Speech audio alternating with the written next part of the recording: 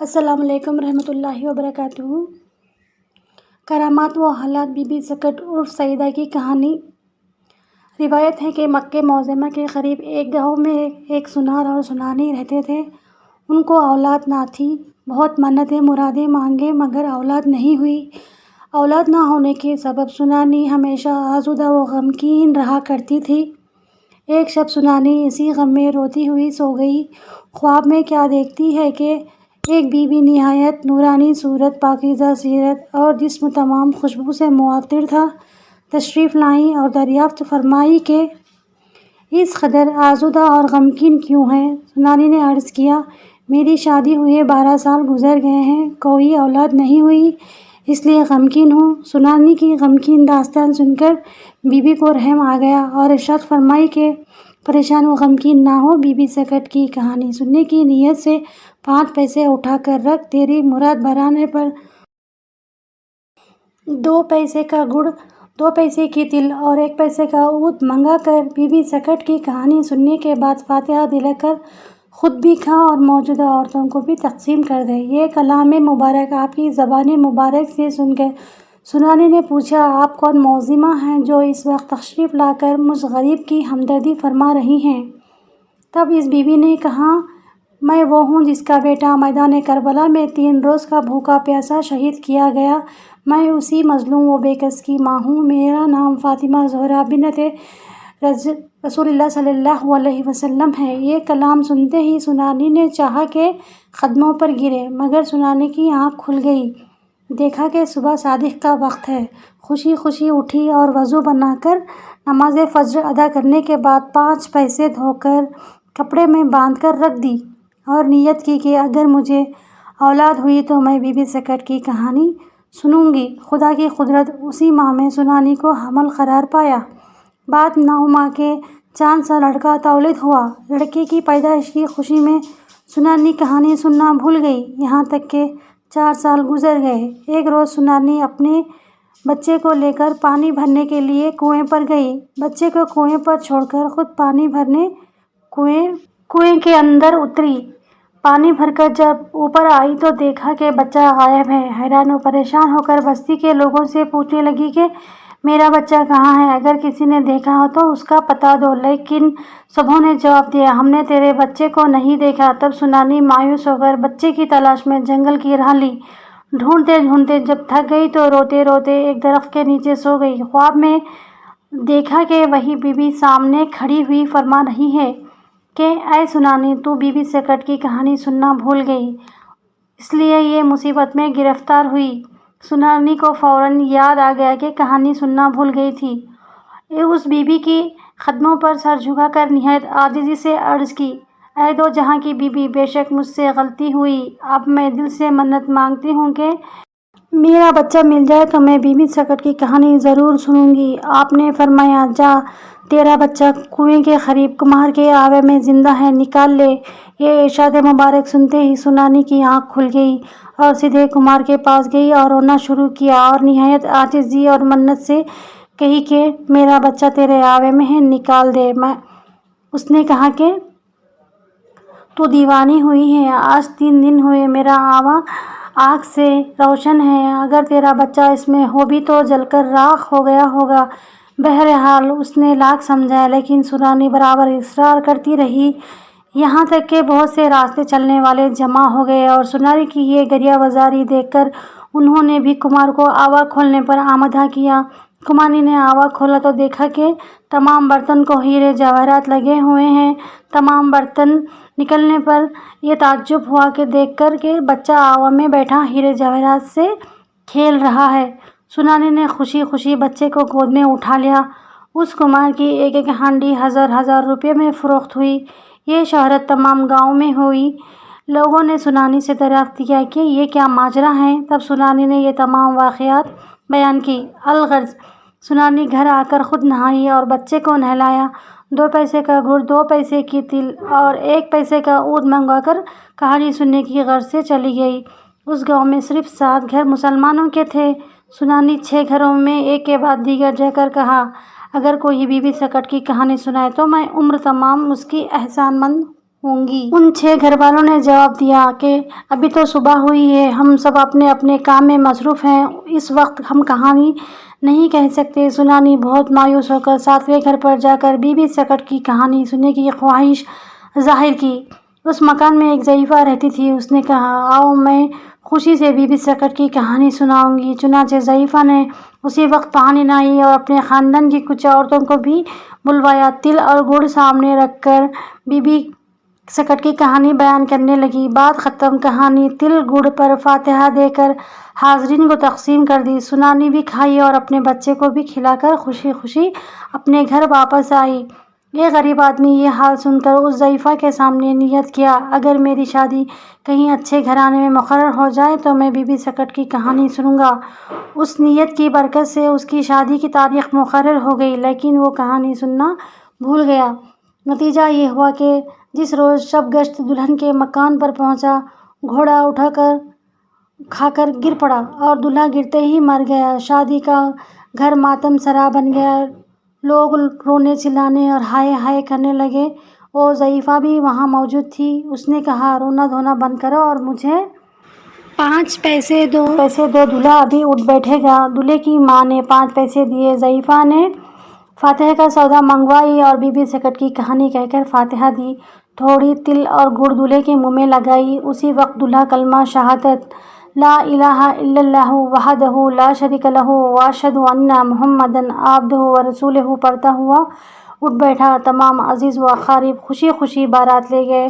شادی کے بعد دلہا دلہن پر مقرر اس مبارک کہانی کو بغیر سنے تل اور گڑ باعتقاد خود کھائے، دوسروں کو بھی تقسیم کیے اور ہنسی خوشی زندگی بسر کرنے لگے۔ اس ملک کے بادشاہ کو اکلوتی ایک لڑکی تھی، اس کی شادی نہیں ہو رہی ہے، کیا کرنا چاہیے؟ اس ضعیفہ نے کہا، آپ باوضو بی بی سکٹ کی کہانی سننے کی نیت سے 5 پیسے اٹھا کر رکھ دیجئے، شادی ہو جانے کے بعد تل اور گڑ منگا کر کہانی سنیں۔ یہ کہہ کر ضعیفہ آدھا بجا لا کر چلی گئی۔ ملکہ نے اسی وقت لڑکی کی شادی کی نیت کر کے 5 پیسے باندھ کر رکھ دی۔ اس نیت کی برکت سے کچھ دن ہی بعد لڑکی کی شادی مقرر ہو گئی، لیکن کہانی سننا بھول گئی۔ نتیجہ یہ ہوا کہ بادشاہ کی سلطنت غائب ہو گئی۔ بادشاہ پریشان ہو کر ایک روز ملکہ سے کہا کہ لڑکی کی شادی کے لیے یہ منتیں مانگی گئی تھیں اور کون کون سی منتیں ادا نہیں ہوئی جو ہم پر یہ مصیبت نازل ہوئی ہو۔ بہت غور کرنے کے بعد ملکہ کو خیال آیا کہ میں نے ایک ضعیفہ سے دریافت کر کے بی بی سکٹ کی کہانی سننے کی نیت مانگی تھی جو ادا نہیں ہوئی، شاید اسی وجہ سے ہم پر یہ مصیبت نازل ہوئی ہو۔ جب بادشاہ کو اس منت کا حال معلوم ہوا تو اس نے فوراً تل گڑ بنڈیوں سے منگوا کر تقسیم کروایا، مگر کچھ نہ ہوا۔ اسی وقت ضعیفہ کو طلب کر کے کہا کہ میں نے بنڈیوں سے تل اور گڑ بٹوا کر اپنی منت کو پوری کیا، مگر اب تک ہماری سلطنت کا پتہ نہیں۔ تب اس ضعیفہ نے عرض کیا، حضور اتنے زیادہ کی ضرورت نہیں، مجھے صرف 5 پیسے دیجئے، سودا منگوا کر کہانی سناتی ہوں۔ یہ سن کر بادشاہ نے اس ضعیفہ کو 5 پیسے دیے۔ پیسے لے کر ضعیفہ پانی نہائی اور بازار کو گئی۔ 2 پیسے کی تل، 2 پیسے کا گڑ اور 1 پیسے کا عود لے کر آئی۔ بادشاہ اور ملکہ کو بھی پانی نہانے کے لیے کہا۔ جب دونوں نے پانی نہا چکے، ضعیفہ نے تل اور گڑ سامنے رکھ کر بادشاہ اور ملکہ کو کہانی سنائی۔ بات ختم، کہانی اس نے فاتحہ دے کر تل اور گڑ دونوں کو کھلایا اور خود بھی کھائی۔ اس کے تھوڑی ہی دیر بعد بادشاہ اور ملکہ کی آنکھوں پر جو پردے پڑ گئے تھے وہ ہٹ گئے۔ کیا دیکھتے ہیں کہ بادشاہ کی سلطنت موجود ہے، وزراء و امراء حاضر ہیں، خدا کا شکر ادا کیا۔ اس مبارک کہانی سننے کے طفیل سے سب اپنی اپنی مرادوں کو پہنچے۔ ضعیفہ نے بادشاہ اور ملکہ کو بی بی سکٹ کی کہانی جو سنائی تھی وہ کہانی یہ ہے۔ بی بی سکٹ کی کہانی منقول ہے کہ ایک روز سرور کائنات سید عالم حضرت محمد مصطفیٰ صلی اللہ علیہ وسلم مسجد نبوی میں تشریف رکھے تھے۔ ایک جماعت یہودان عرب حضرت رسالت مآب صلی اللہ علیہ وسلم بی بی سکٹ دیہاتی نام فاطمہ زہرا کا ہے، جیسے حضرت بی بی کی خدمت میں حاضر ہو کر عرض کی کہ ہمارے پاس شادی کی تقاریب ہیں، امیدوار ہیں کہ جنابہ سیدہ فاطمہ زہرا رضی اللہ تعالیٰ عنہا ہمیں اپنے قدم شریف سے دلہن کے گھر کو منور فرمائیں۔ ان حضرت صلی اللہ علیہ وسلم نے فرمایا آپ تمام حضرات یہیں ٹھہرے رہیں، میں ابھی سیدہ سے دریافت کر کے جواب دیتا ہوں۔ یہ کہہ کر دولت سرا میں تشریف لائیں اور ارشاد فرمایا اے میرے لخت جگر یہودان عرب، میرے پاس حاضر ہیں، چاہو تو شریک شادی ہو کر ان کی آرزو کو پوری کر دو۔ سید فاطمہ نے یہ پیغام رسالت صلی اللہ علیہ وسلم سے سن کر عرض کیا بابا جان آپ کا حکم میرے سر آنکھوں پر، مگر اتنی بات عرض ہے کہ سردار یہودان کی عورتیں اچھے اچھے لباس اور زیور سے آراستہ ہو کر آئیں گی اور میرے پاس سوائے اس چادر کہنے اور پیراہن بوسیدہ کے کچھ نہیں ہے۔ بابا جان میں اس حالت سے خانہ شادی میں کس طرح شریک ہو سکتی ہوں؟ عورتیں مجھے طعنہ دیں گی کہ پیغمبر محمد صلی اللہ علیہ وسلم کی بیٹی بڑی خستہ حالت میں ہے۔ اس کلام کو سن کر رسول اللہ صلی اللہ علیہ وسلم کے آنسو جاری ہو گئے۔ ناگہاں جبرائیل علیہ السلام نازل ہوئے اور عرض کیا یا رسول اللہ صلی اللہ علیہ وسلم، خداوند عالم بعد تحفہ درود و سلام کے ارشاد فرماتا ہے کہ سید فاطمہ زہرا رضی اللہ تعالیٰ عنہا کو اسی لباس کہنے سے شادی میں جانے کی اجازت دے دیجیے، ہمارا کوئی کام خالی از حکمت نہیں۔